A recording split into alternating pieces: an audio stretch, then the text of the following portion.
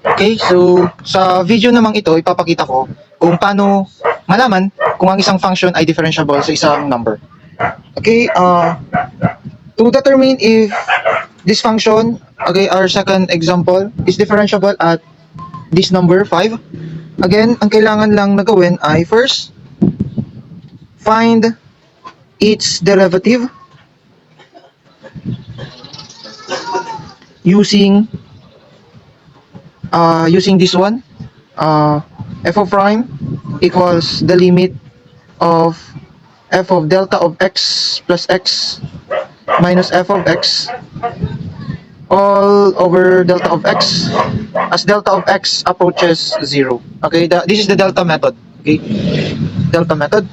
And number 2, pag nahanap na yung derivative, i-evaluate. Okay, you have to evaluate the derivative at the number x equals 5. Okay, so number 1, finding the derivative of this function. So again, this is the formula that has to be used.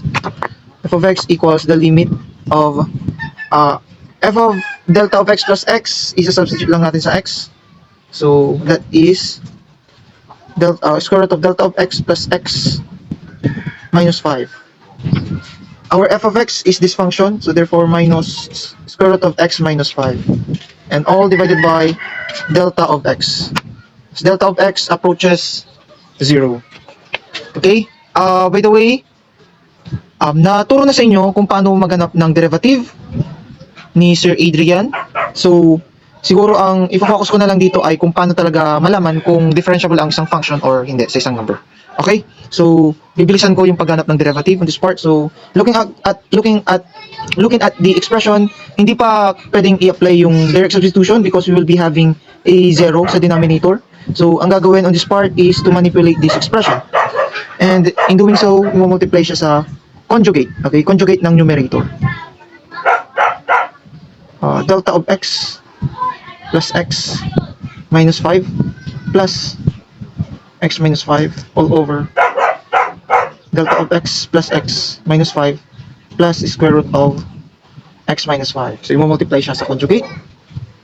This is equal to limit of, so sa numerator times numerator, we will be having difference of squares. Okay? So, makakancel yung radicanda. So, that is delta of x plus x minus 5 minus x minus 5. Okay? So, ang in-apply dyan ay ang difference of squares. So, that is equal to x minus y, x plus y. Okay? Ito yung in-apply sa numerator. And sa denominator, delta of x times this whole expression, delta of x plus x minus 5 plus square root of x minus 5. So delta of x approaches 0. Looking at this expression, pwede nating i-simplify ang numerator by removing the like terms. Kung i-distribute ito, magkakaroon tayo ng like terms which is negative x, and negative 5, positive 5. Okay, negative times negative 5. So makakancel ito, at ito. Okay? So matitira na lang si delta of x sa numerator. So limit of delta of x divided by delta of x times square root of delta of x plus x minus 5 plus square root of x minus 5. Okay, as delta of x approaches 0.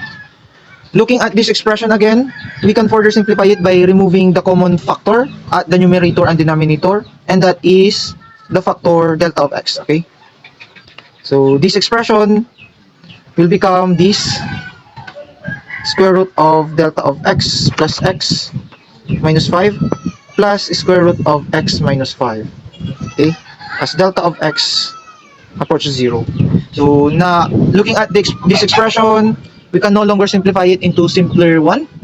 Okay, and looking at it, we can now apply the direct substitution. Okay, because if we will apply it, we will not having a denominator which is 0.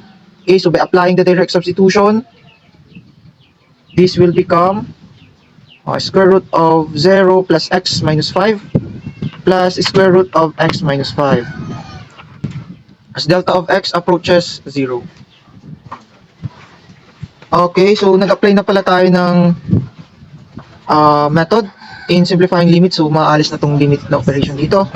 So, by simplifying this one, this will become square root of x minus 5 plus square root of x minus 5. Okay? So, and x are equal and radicand are equal. So, pwedeng i-combine yung coefficient nandito, which is 1. So, ito ay equal sa 1 over 2 times square root of x minus 5.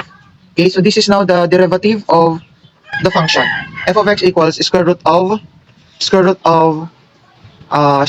x minus 5. Okay, so this is the step 1. So, nahanap na natin ng derivative.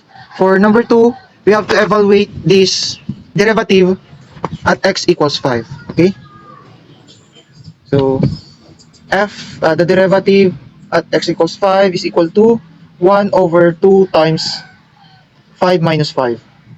So this is 1 over 0, right? Because 5 minus 5 is 0, square root of 0 is 0, and 2 times 0 is 0. So the derivative is undefined at the number. Therefore, once na nangyari yan, okay, the function, okay, our function is f of x equals square root of x minus 5. Okay, our function is not differentiable, okay, is not differentiable. Okay, our function or the function is not differentiable. It's not differentiable at the number x equals 5.